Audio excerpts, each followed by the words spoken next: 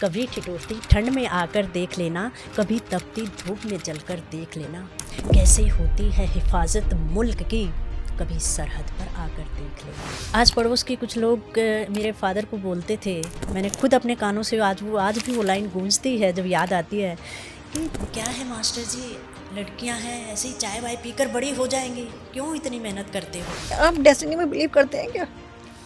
12 पढ़ा दिया आपने लड़की को, शादी वादी करो अभी, और आगे क्या करोगे इतना पढ़ा के।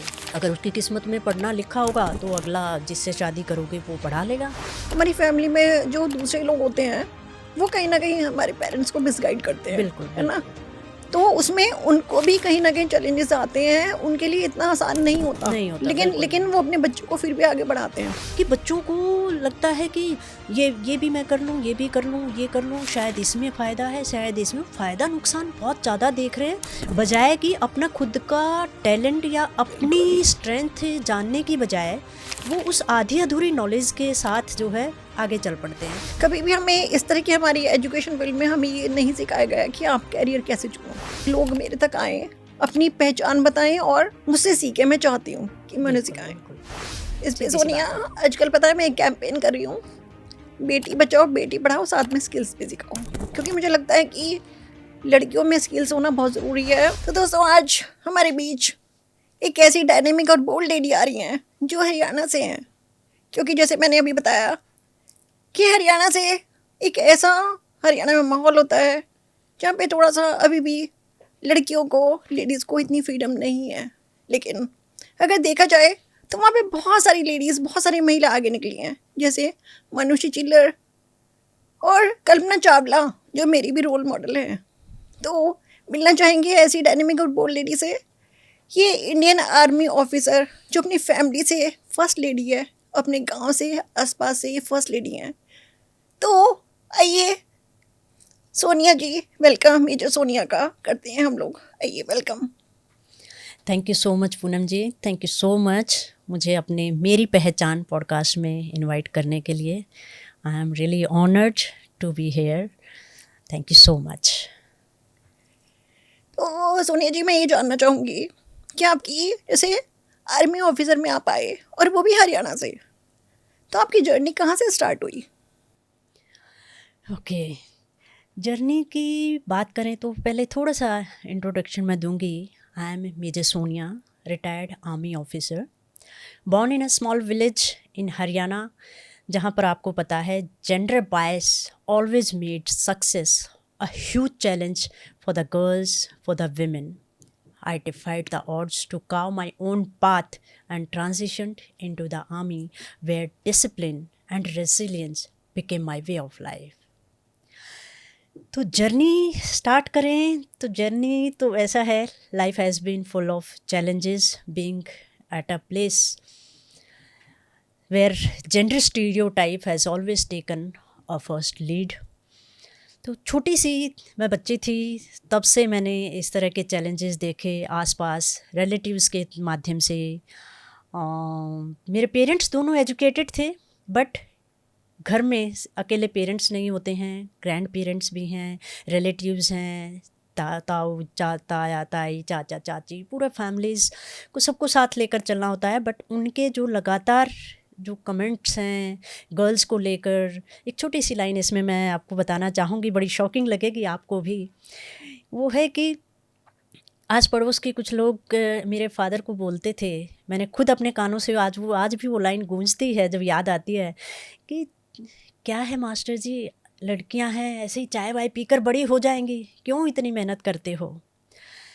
तो एक ये वाली लाइन थी जर्नी की तरफ बढ़ने की। तो ये ऐसे छोटी छोटी ऐसे और भी बहुत बातें हुई हैं, बहुत सुनने को मिलता था। I use to go to my mother and मेरी मदर बड़ी शांति से वो मुझे अपनी आँखों से ही मुझे जवाब दे देती थी।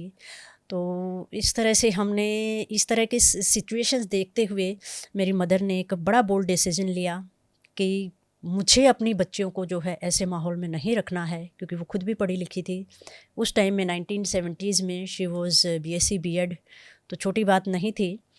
तो उनको जब वो गांव में आए इधर, जहाँ पर मेरी मदर ने भी चूल्हा चौका संभाला खुद पढ़ी लिखी होते हुए भी, हम घर में गाय थी, भैंस भी थी, उन सब का भी काम देखा। मैंने भी खुद कुएं से पानी तक भी लाई हूँ, ठीक। तो चूल्हा भी देखा है, रोटी भी बनाई है, वो सब मतलब गांव की जो एक्चुअल लाइफ है, छोटे से बचपन में 9-10 साल की एज तक मैंने ये सब देखा है।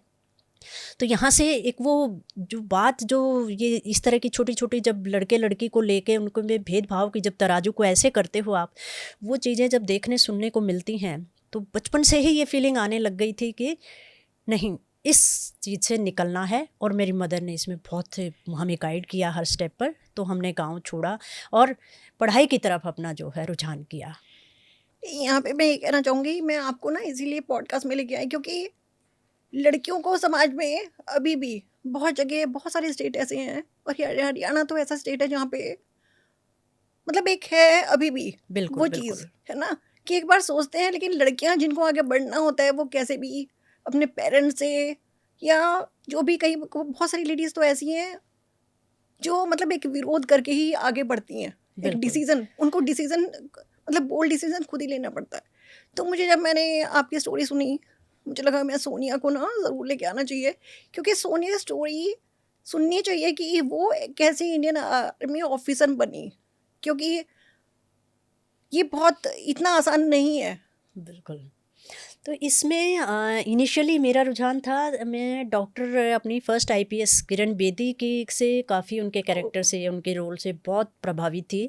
तो मेरा इनिशियली एम था क्लास 12 तक कि मुझे भी आईपीएस या आईएएस ही बनना है, किरण बेदी जैसा ही बनना है। तो मुझे भी बहुत तो पसंद मेरा है, मेरी भी रोल ग्रेट, मॉडल है। Oh that's great. तो मैं उसकी मेनली इसकी तरफ ही रुझान था कि मुझे यूनिफॉर्म पहननी है किरण बेदी की तरह। तो मैं जब भी टीवी पर ऐसा कुछ देखने को मिलता था, उनकी स्पीच या कहीं कुछ ऐसा आ रहा हो, बहुत सारे रिफॉर्म, जेल के, तिहाड़ जेल का रिफॉर्म वर्क्स, उनके काफ़ी कुछ सुनने को न्यूज़पेपर में जब भी वो आता था, उनकी मैं क्लिप इकट्ठी करके डायरी में लगाती थी। तो इतना मुझे ये था, क्रेज़ था सिविल सर्विसेज का, पुलिस लाइन का। बट हुआ क्या, एक और ग्रेजुएट होते होते मुझे एक बड़ी अगेन दूसरी एक शॉकिंग इंसिडेंट मुझे अपने फादर के बारे में पता चली। मेरे फादर ने पीएबीटी एक टेस्ट होता है, पायलट एप्टीट्यूड बैटरी टेस्ट, जो कि लाइफ में केवल हम एक बार दे सकते हैं। अगर थ्रू उसमें तो थ्रू तो आप पायलट बनने जा सकते हैं ट्रेनिंग करने, और नहीं हुआ तो आप लाइफ में दोबारा आपको चांस नहीं मिलेगा उस टेस्ट में अपीयर होने का। तो मेरे फादर ने अपने टाइम में ये टेस्ट क्लियर किया था, and but he had medical में छोटा सा एक इशू था कुछ हील का। तो उन्होंने बोला कि आप इसको अगले 2 महीने में इसको रेक्टिफाई करा लो, अपनी ठीक करा लो, एंड आपको लेटर मिल जाएगा। My father came back, that time he was teaching in some other remote village. तो 2 to 3 मंथ्स में एक बार घर आते थे। तो जब भी आते वो पूछते कभी कोई लेटर आया क्या, तो पता चलता नहीं आया। तो फिर फादर ने सोचा कि नहीं, किस्मत में है भाई, डेस्टिनी में नहीं है। क्लियर तो किया टेस्ट, बट शायद भी हो सकता है उन्होंने मेडिकल की वजह से सोचा हो कि नहीं बात बनी। तो ये सोचकर ही वेंट बैक। बाद में आफ्टर 8 मंथ्स और सो, फिर कभी किसी पोस्टमैन ने से सामना हुआ गांव में, तो उन्होंने बोला कि आपको एक लेटर आपका आया था, मैंने आपके वो कज़न ब्रदर, कोई फार डिस्टेंस रिलेटिव थे, उनको दिया था, तो आपको मिला क्या? तो मेरे फादर को लगा कि नहीं, मुझे कोई लेटर नहीं मिला। तो उन्होंने पूछा, जाकर बात किया, तो पता चला कि he had kept that letter intentionally and he did not show it to my, give it to my father. तो ये बात जब मेरे को सुनने को पता पड़ी, तो उन्होंने बोला, ताऊ जी ने बोला कि आपका ऐसे लेटर आया था भाई, मैं ऐसे ही भूल गया हूँ, ढूंढता हूँ कहीं। So he took another 1 month to search it. जब वो लेटर देखा बाद में, तो उसमें लिखा हुआ था कि you have be selected to become pilot officer in Indian air force and you have to report by so and so date and this. तो ऐसे करके वो डेट ऑलरेडी 4 से 5 महीने हो चुके थे, जा चुका था। If you report by this test you are eligible for this, and otherwise your selection stands cancelled. Okay.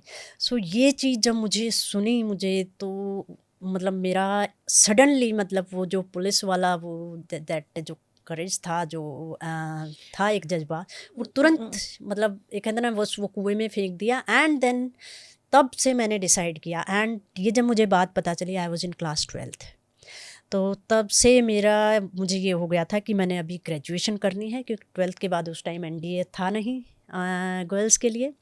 तो मैंने ग्रेजुएशन का वेट किया, एंड मतलब ये वाली बात सुन के आपको ऐसा लगा कि मुझे उनका कोई ड्रीम पूरा करना है जो बिल्कुल। इनकम्प्लीट है। हाँ, तो अभी मुझे तब मतलब ये श्योर हो गया कि अब तो मैंने वो वाला सिविल सर्विस की तरफ ना जाकर मुझे आर्म्ड फोर्सेस की तरफ, आर्मी, एयरफोर्स, नेवी, इसकी तरफ ही जाना है। फर्स्ट मेरा अटैम्प्ट था कि पायलट ही ट्राई करना है, but luck would have it, यहाँ पे शायद डेस्टिनी भी होती होगी, और I was not that talented enough like my father. I could लेकिन नॉट क्लियर PFDT, जैसे मुझसे नहीं हुआ। सोनिया, आपने डेस्टिनी का कहा ना, कि आप डेस्टिनी में बिलीव करते हैं क्या? डेस्टिनी आई थिंक कुछ हद तक तो होती है शायद, कि तभी उस तरफ आपका थॉट प्रोसेस जाता है। उसको क्लियर करना, हासिल करना आपके हाथ में है, आपका हार्ड वर्क है, आपकी डेडिकेशन है। बट येस, आई थिंक कुछ हद तक डेस्टिनी भी रहती होगी। यहाँ पे मैं थोड़ा सा ऐड करूँगी कि जैसे डेस्टिनी अगर है ना, मैं भी इस टॉपिक पे ज़्यादा नहीं जानती, कुछ नहीं कह सकती, लेकिन अगर ये डेस्टिनी है तो मैं जैसे गॉड और यूनिवर्स पे को बहुत बिलीव करती हूँ। ओके, तो मुझे लगता है कि हमें वो चीज़ मिलती है जो हमारे लिए बेस्ट होती है। बिल्कुल बिल्कुल, ये सच तो है। हमें कभी भी ना उस चीज़ को जो हमारे यहाँ हमें नहीं मिली है ना, उसको हमें रिग्रेट फील नहीं करना चाहिए, है ना। जो हमें बिल्कुल मिली बिल्कुल है तो वो, जैसे होते हैं ना पेरेंट्स, हमको ना वही चीज़ देते हैं जो हमारे लिए बेस्ट होती है, बिल्कुल, क्योंकि हम तो कुछ भी मांगते हैं। तो हमें लगता है कि ये चीज़ हमें नहीं मिली, लेकिन शायद हम उसके लिए नहीं बने थे। नहीं बने थे। यस, बिल्कुल। तो बस ऐसे ही ग्रेजुएशन किया मैंने। फिर बीच में कुछ और भी चैलेंजेस आए ग्रेजुएशन के दौरान। होता है ना, आपके आस पड़ोस के लोग होते हैं, आपके स्टाफ वाले लोग होते हैं। तो मेरे फादर के साथ भी कुछ टीचर्स ऐसे होते थे, वो आते थे कि अच्छा हेडमास्टर साहब, बेटी क्या कर रही है? तो फादर ने जैसे बोला 12th कर लिया है, तो उनके नो देयर आइज वर कि ना 12th कर 12 पढ़ा दिया आपने लड़की को, शादी वादी करो अभी, और आगे क्या करोगे इतना पढ़ा के? अगर उसकी किस्मत में पढ़ना लिखा होगा तो अगला जिससे शादी करोगे वो पढ़ा लेगा, नहीं अगर होगा तो चूल्हा चौकी संभालेगी। ऐसे करके इन चीज़ों का अगर आप रेगुलरली कोई इस तरह के आपकी उसमें ग्रुप में कोई लोग इस तरह आना स्टार्ट कर दें और ऐसी बातें बोलें, तो एक टाइम आता है जब आपका ब्रेन वॉश होना स्टार्ट हो जाता है। तो इस तरह से एंड हुआ भी ये, नॉट 12th के बाद बट ग्रेजुएशन कंप्लीट होने के पास जैसे आई तो रिश्ते नातों की बातें चलने लग गई कि हाँ भाई अभी ग्रेजुएशन हो जाएगी, अभी ये क्या है, जो है लड़की को शादी कर देंगे। एंड उस सब बीच ये में I cleared my CET engineering test also. सी मतलब हमारी जिस सोसाइटी में, इंडियन सोसाइटी में कितना मतलब इन बातों का इफ़ेक्ट पड़ता है। एक जो इंजीनियरिंग का जो टेस्ट आप क्लियर करने के लिए, जिसके लिए आप पूरे 2 साल से 11th-12th से मेहनत कर रहे हो, और आज उसमें जब मेरा नॉन पेड सीट पर, गवर्नमेंट सीट पर मेरा एडमिशन हुआ है, but my bad luck was कि वो मुझे उस जगह पर लाइक कुरुक्षेत्रा या मुरथल इंजीनियरिंग कॉलेज, उसमें नंबर नहीं पड़ा, थोड़ा मेरिट में नीचे था। तो बट एक तो उस टाइम पर एक नया कॉलेज खुला था, नाम मुझे अभी नहीं ध्यान, मानेसर के आगे आई थिंक कोई इंजीनियरिंग कॉलेज है, गवर्नमेंट इंजीनियरिंग कॉलेज, उसमें मेरा एडमिशन हुआ। तो उस टाइम पे ये महिपालपुर वाला रोड, आपको बताइए, बड़ा वो शमशान घाट वाला जो रोड बोलते हैं, it was very aloof and बिल्कुल ही ना जंगल वाला इलाका था। तो मेरे फादर ने बोला कि ये तो बहुत ही वीरान जगह है, इस जगह पे आना जाना भी बड़ा मुश्किल हो जाएगा, सेफ्टी एंड सिक्योरिटी का कंसर्न बहुत वो है। तो ऐसे करके मेरा वो इंजीनियरिंग वाला जो एक एक प्लेटफॉर्म जो बनना था, वो भी मेरा जो है वहाँ पर ब्लॉक हो गया इसकी वजह से। तो ये चीज़ें कई ऐसे हिट कर जाती हैं, तो इससे लगता था कि भाई मैंने what I have done so much of hard work for this, कि इंजीनियरिंग करनी है, और आज जब हुआ तो मतलब बिकॉज ऑफ दीज थिंग्स। सो तो ये क्या है, this is that gender bias only, कि हमने गर्ल्स और बॉयज़ को ऐसे एक तराजू में तोल के चल रहे थे कि गर्ल्स को भाई इतना मतलब इतना भेदभाव रखना है कि उसको सिक्योरिटी का भी इतना बड़ा इशू हो जाएगा कि इस वजह से कि मैं एक अपना इंजीनियरिंग कॉलेज नहीं ज्वाइन कर पाई। एक्चुअली क्या होती है ना कि हर पेरेंट्स ना अपने बच्चों के लिए देखो प्रोटेक्शन तो चाहते हैं, और कहीं ना उनको लगता है पेरेंट्स, यस, इस जगह, जैसे कई बार किसी सिटी में वो रहते हैं या कॉलेज दूर है, तो वो एक बार को वो कोशिश करेंगे कि जो हमारे बच्चे हैं, हमारी लड़की है, नियर बाई कहीं कॉलेज में एडमिशन दिला बिल्कुल दी जाए। पेरेंट्स के और पॉइंट ऑफ व्यू से उसमें चाहे वो उसका सब्जेक्ट उसके पसंद का नहीं होगा, तो वो नहीं कहेंगे होगा, बेटा तुम यस, यही पढ़ लो, लेकिन वो आजकल नहीं है, बट लेकिन वही पहले टाइम में होता था। दैट्स व्हाट वो तो सिचुएशन ऐसी थी, पेरेंट्स ने अपनी तरफ से ठीक किया, उनका अपना डिसीजन बिल्कुल सही होगा, बट यहाँ क्वेश्चन वही आता है कि why this thing is with girls in spite of being showing her talent, her being showing so much, putting so much of effort, a girl has to tolerate all this and a boy doesn't. So this at point of time this needs to be changed actually. Sonia, इस That is cheese what. में तो हमें बहुत time लगेगा, लेकिन धीरे धीरे हो जाएंगी, हो क्योंकि रहा है change, अभी yes. इस टाइम एटमॉस्फेयर ऐसा नहीं है। और मतलब हर घर में अगर देखा जाए तो वो फैमिली कहीं ना कहीं सपोर्ट करते हैं। अब जैसे आपकी फैमिली में आपने बताया ना, तो मुझे उससे यही पता चला कि आपकी फैमिली में आपके पेरेंट्स ने आपको सपोर्ट किया। लेकिन कई बार ऐसा होता है कि हमारी फैमिली में जो दूसरे लोग होते हैं वो कहीं ना कहीं हमारे पेरेंट्स को मिसगाइड करते हैं, बिल्कुल है ना। बिल्कुल तो उसमें उनको भी कहीं ना कहीं चैलेंजेस आते हैं, उनके लिए इतना आसान नहीं होता। नहीं होता, लेकिन बिल्कुल लेकिन नहीं. वो अपने बच्चों को फिर भी आगे बढ़ाते हैं। जैसे मैं अपनी फैमिली में बताऊं कि मेरी फैमिली में मेरे पापा जो हैं गांव से अपने पहले इंजीनियर थे। तो वो हमें बहुत प्यार करते थे। उनके लिए बेटियां बहुत प्यारी थी, लेकिन मेरी दादी हमें बिल्कुल प्यार नहीं करती थी। तो जब वो आती थी तो मैं सैड फील करती थी कि ये मुझे हमें प्यार क्यों नहीं करती, और सबकी दादियां तो बहुत प्यार करती थी, वो मेरे भाई लोगों को ही प्यार करती थी। लेकिन मेरी मम्मी ने वही कहा कि मैं अपनी लड़कियों को, मेरी लड़कियां मेरी जो है ना सब कुछ है मेरे लिए, मैं इनको बहुत पढ़ाऊंगी। बिल्कुल. तो उन्होंने हमेशा हमें सपोर्ट किया। तो वो ये अभी यही है कि अगर पेरेंट्स हमको मतलब सपोर्ट करते हैं तो हम लोग आगे बढ़ सकते हैं और बढ़ते हैं। नहीं तो ऐसी फैमिली आज भी हैं जो अगर फैमिली का सपोर्ट नहीं होता बिल्कुल. तो फिर समाज में फिर दूसरे तो सपोर्ट करेंगे ही नहीं, नहीं। बिल्कुल बिल्कुल, इसमें दोनों ही बातें आती हैं। कुछ एक केसेस में ऐसा भी रहता है कि बच्चे के अंदर करने का एक जज्बा ही नहीं है, जुनून ही नहीं है, बिल्कुल, ये भी उस हो सकता केस है। में पेरेंट्स कुछ नहीं कर सकते। तो ये डबल साइडेड एफर्ट है कि अकेला पेरेंट्स बच्चे को बोलते रहे आप कर लो, उनको सपोर्ट दे रहे हैं, फैसिलिटीज़ दे रहे हैं, बट बच्चे फिर भी नहीं गए। तो अपनी सबसे पहले तो खुद के अंदर ये चीज़ आनी बहुत ज़रूरी है। तो यहाँ पे मैं सोनिया एक चीज़ कहूँगी कि जैसे बहुत सारे लोगों के अंदर वो चीज़ नहीं होती, जैसे आप कह रहे हो कि पेरेंट्स चाहते हैं कि वो ये चीज़ करें। क्योंकि पता है, यहाँ पे मैं एक चीज़ कहूँगी कि हर बच्चा एक जैसा नहीं होता। जैसे घर में 2 बच्चे हैं, एक को साइंस साइड पसंद है, एक को आर्ट साइड पसंद है, बिल्कुल, तो हम उसको फोर्स नहीं कर सकते। तो यहाँ पे मैं थोड़ा सा बताऊँगी कि मैं एक इस तरह का एक प्रोग्राम है जो मैं लॉन्च करती हूँ और मैं लोगों को सिखाती हूँ। मैं कोच हूँ। ओके, ओह ग्रेट, तो डिस्कवर योर विजन। ओह वाह, तो उसमें पता क्या होता है, हमें पता ही नहीं होता।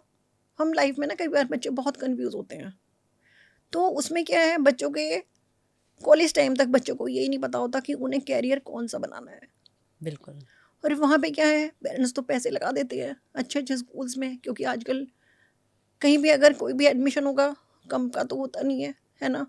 तो उसमें लेकिन जब बच्चे वहाँ एडमिशन ले लेते हैं उसके बाद वो कंफ्यूज भी होते हैं और वो अपनी जॉब को ना खुश होके नहीं करते।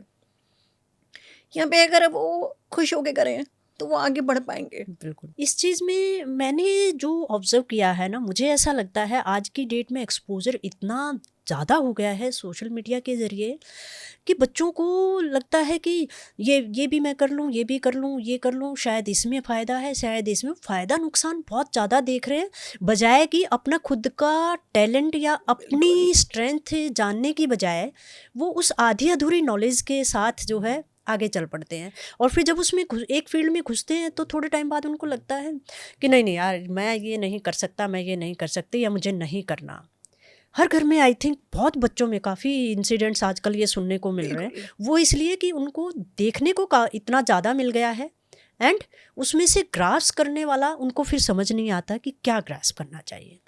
तो ये वाली चीज़ में आई थिंक चाइल्डहुड से ही हमें बच्चों को, हमें भी अपने ऑब्जर्वेशन से हमें भी देखना पड़ेगा, बच्चों को भी लगातार जो है गाइड करते रहना पड़ेगा। अभी ये देखो, पता है कभी भी हमें इस तरह की हमारी एजुकेशन फील्ड में हमें ये नहीं सिखाया गया कि आप कैरियर कैसे चुनो।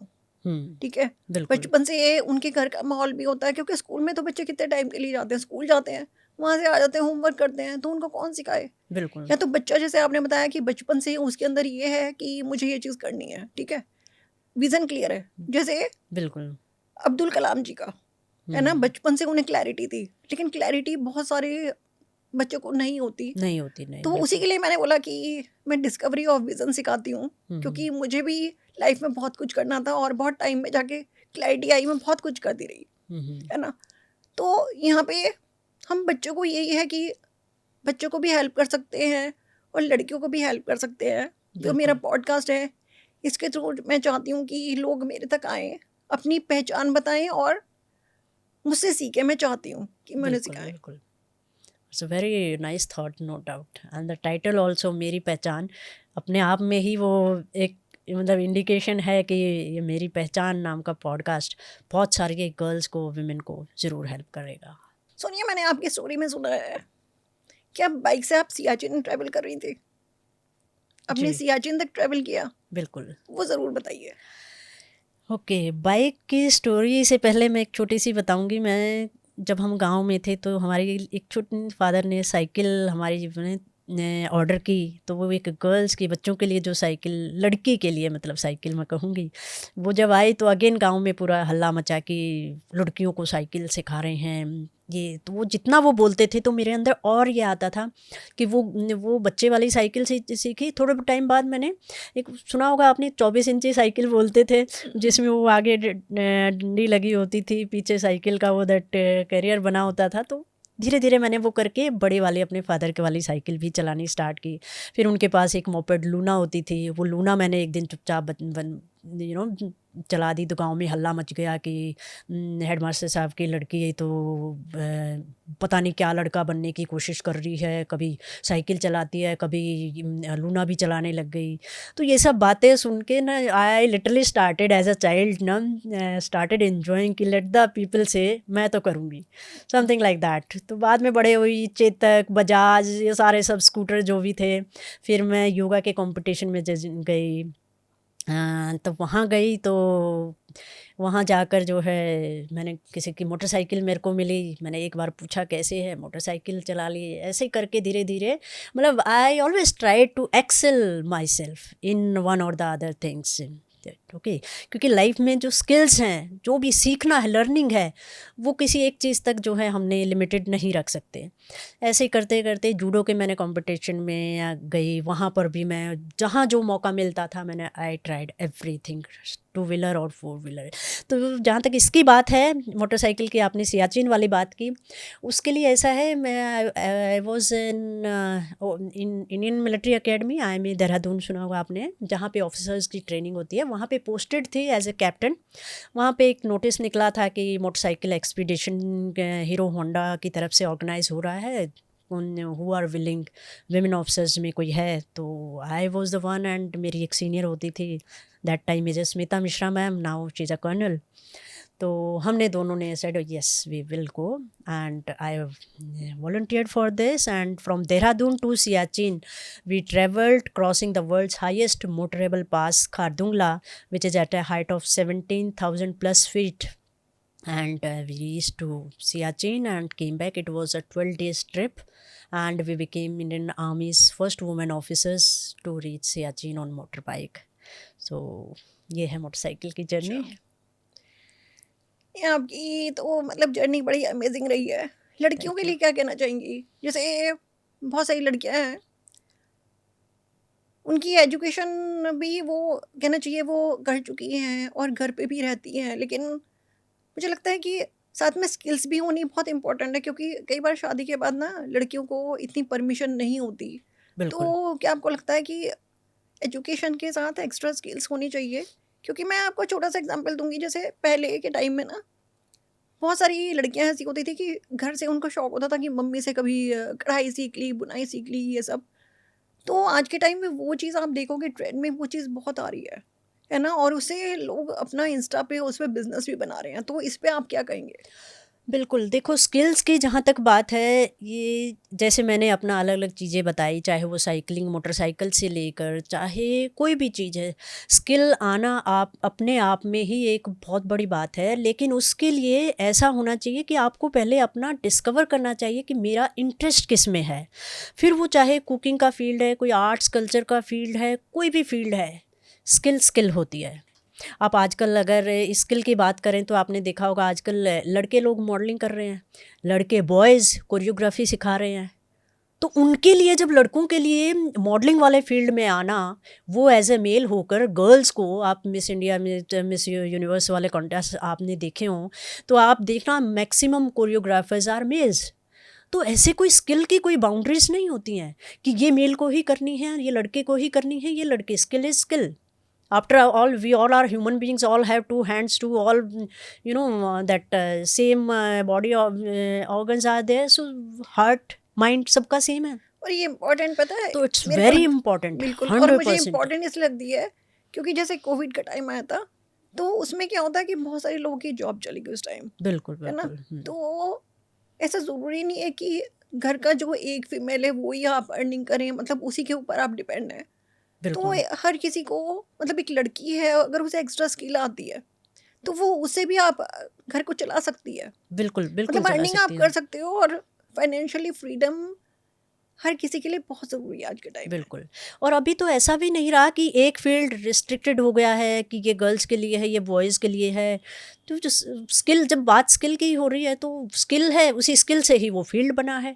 तो ऐसा कोई फिक्स नहीं है कि लड़कियों ने यही, मैं तो ये बोलूँगी सिर्फ लड़कियों की बात नहीं, हमारे लड़कों को भी कुकिंग स्किल्स भी आनी चाहिए। बिल्कुल। घर का हाउस होल्ड की कैसे चीज़ें करनी है, हर चीज़ वो उनको भी आनी चाहिए। Skill is skill. काम करना कोई ऐसा नहीं है कि कोई भी काम बुरा होता है, बट्स आपको करने का एक स्किल सीखने का एक जज्बा होना चाहिए। इसमें सीधी सी सोनिया, बात है। आजकल पता है मैं एक कैंपेन कर रही हूँ, बेटी बचाओ बेटी पढ़ाओ, साथ में स्किल्स भी सिखाओ। क्योंकि मुझे लगता है कि लड़कियों में स्किल्स होना बहुत ज़रूरी है। और मैं चाहती हूँ जो जिनको ऑलरेडी टैलेंटेड हैं तो उनको भी मैं बाहर निकाल के लाऊं। ऐसे लोगों को जिनको ऑलरेडी बहुत कुछ आता है और वो कहीं से शुरुआत नहीं कर पा रही हैं, तो इन चीज़ों पे मैंने वर्क भी शुरू कर दिया है। मैं कैंपेन भी कर रही हूँ और मेरी पहचान जैसे पॉडकास्ट, ये सब मेरी मेरी पहचान का ही पार्ट है। तो मेरी ओके। पहचान, मैंने ग्रुप भी बनाया है और मेरी पहचान जैसे पॉडकास्ट है, और कैंपेन भी कर रही हूँ उसके लिए, वाओ, दैट्स मतलब वंडरफुल काफ़ी सारी वंडरफुल। चीज़ों में। तो मैं चाहती हूँ कि इसमें ये सब लोग ज्वाइन भी करें और इसमें सपोर्ट भी करें। बिल्कुल बिल्कुल। हाँ सोनिया, एक चीज़ और पूछना चाहूँगी क्वेश्चन, अगर आप अपने आप को एक लाइन में डिस्क्राइब करना चाहें तो क्या करेंगे, कैसे कहेंगे? ओके। एक लाइन, एक शब्द में मुझे डिस्क्राइब करना पड़े तो मैं कहूँगी straight forward. I am a very straight forward person. जो बात मुझे लगी बिल्कुल ट्रुथफुल कि ये बात इसमें ये है तो यही बात है। तो ऐसा नहीं कि बात को घुमा फिरा के इस तरह से बात करने का मेरा जो है नेचर ही नहीं है। तो स्ट्रेट फॉरवर्ड। और एक लाइन की बात करें तो मैं कहूँगी a warrior, a yogini and a woman with grace and elegance. That's all. हाँ, एक क्वेश्चन सोनिया मेरा ये भी है आपसे। जी। मैंने आपकी स्टोरी में सुना था कि आफ्टर रिटायरमेंट अभी आप फैशन की फील्ड में आ गई हैं, मॉडलिंग की फील्ड में। ये बिल्कुल। आपने कैसे डिसीजन लिया? क्योंकि ये तो बिल्कुल डिफरेंट फील्ड है। देखिए पूनम जी, ऐसा है, मेरे अंदर एक अलग करने का, एक डिफरेंट करने का एक हमेशा ही एक जज्बा सा रहा है मेरे अंदर कि मुझे कुछ नया करना है। मुझे, और ये नया करने का जो बात जो मेरे जहन में आती थी वो इसलिए आती थी कि मुझे ये जेंडर बैरियर्स जो हैं, इतने स्ट्रॉन्ग जेंडर बैरियर हमारी सोसाइटी में लगे हुए हैं, लड़के और लड़की की ब्रिंगिंग को लेकर, हर चीज़ को, उसकी एजुकेशन को लेकर, चाहे वो शादी से पहले है, घर में है, अपने परिवार में है, चाहे शादी के बाद है। ये जेंडर बैरियर्स हमारे साथ चलते ही रहते हैं हमेशा। तो इन चीज़ों को लेकर, इन बातों ने मुझे बचपन से बहुत अफेक्ट किया और मुझे अलग नया नया कुछ न कुछ ऐसा बोल्ड एंड करेजियस करने का हमेशा ही शौक़ रहा है। तो जैसे मैंने बताया, साइकिल से मोटरसाइकिल की जर्नी, उससे 4 व्हीलर की जर्नी एंड सो ऑन, इस तरह से मैं मतलब कुछ न कुछ नया करती रही हूँ। तो उसी के तहत जो है मैंने फ़ौज की जो जितनी भी सर्विस की, 15 साल मैंने सर्विस किया उसमें। जब एक टाइम वक्त आ गया कि भाई अभी I am not able to do full justice with my professional and personal growth. जब मेरे बच्चे थोड़े से ऐसी स्टेज में थे जब उनको लिखना पढ़ना ऐसा टाइम आ गया था, उनको सिखाना था, तो आई टुक अ डिसीजन कि ओके अब जो है फ़ौज को बाय बोल दिया जाए। तब मैंने I hanged my uniform and shifted to bringing of my children. तो अब आज स्टेज में थोड़े 5-6 साल गैप आने के बाद अभी बच्चे ठीक ठाक एज में हैं, अभी वो अपना कर सकते हैं। तो मैंने सोचा कुछ अभी नया ट्राई किया जाए। और मैं एक बहुत पहले मिस यूनिवर्स सुष्मिता सेन का एक जब शो आया था, तो उस टाइम जब उसका मैंने पूरा शो देखा था तो कहीं ना कहीं जहन में ये था कि मैं भी क्या कहीं ट्राई कर सकती हूँ ये। तो वही फीलिंग जब वो दोबारा मैंने सोचना स्टार्ट किया तो वो अगेन वो फीलिंग जागी एंड आई थॉट कि ठीक है, ये भी अगेन एक कॉम्बैट बूट्स वाले रोल से हट कर अभी ये दूसरा एक चैलेंजिंग फील्ड है, तो लेट्स ट्राई. तो just to discover my own potential, because I am always a firm believer that God has given something special to each one of us. It's only we who have to discover that something special, that potential in us. तो वही discover करने के लिए मैंने सोचा इसमें कदम रखा जाए and I entered this field and recently in May 25 I won the title Mrs. India Glam Light and that's all. The journey continues. Thank you. तो यही वाली क्वालिटी ये सोनिया जी आपकी बहुत अच्छी लगी मुझे.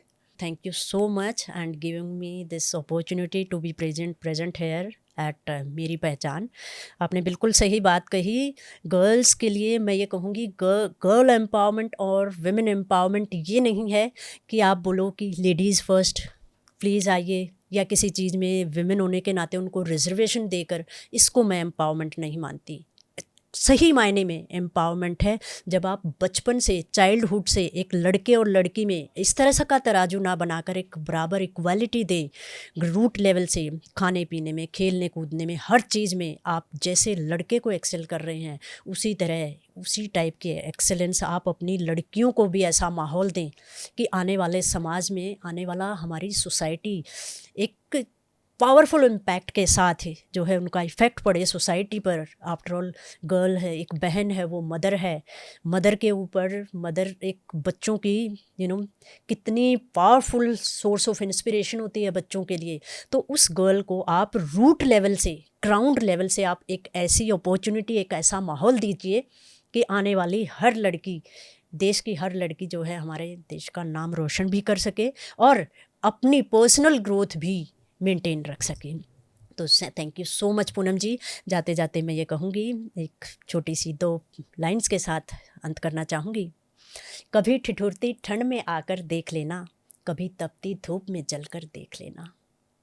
कभी ठिठुरती ठंड में आकर देख लेना, कभी तपती धूप में जलकर देख लेना. कैसे होती है हिफाजत मुल्क की, कभी सरहद पर आकर देख लेना, कभी सरहद पर आकर देख लेना. जय हिंद, जय भारत. तो थैंक यू दोस्तों, ये था पॉडकास्ट मेरी पहचान. मुझे लगता है आपको पसंद आया होगा. तो इसी तरह के अगर आप पॉडकास्ट देखना चाहते हैं तो उसके लिए अब हमें देखते रहिए और मेरा चैनल सब्सक्राइब करिए, लाइक करिए. और अगर आप चाहते हैं मेरे पॉडकास्ट में आने के लिए तो कमेंट में आप लिख सकते हैं यस. तो ये है पॉडकास्ट मेरी पहचान, क्योंकि मेरा पॉडकास्ट ऐसा पॉडकास्ट है जिसमें मैं चाहती हूँ हर कोई अपनी पहचान बनाने के लिए आए. ये सबके लिए ओपन है, ओपन फॉर ऑल. तो दोस्तों, इसमें आपको अच्छी अच्छी स्टोरीज मिलती रहेंगी. तो मेरे से कनेक्ट रहिए, देखते रहिए मेरी पहचान. तो thank you, take care, have a nice day.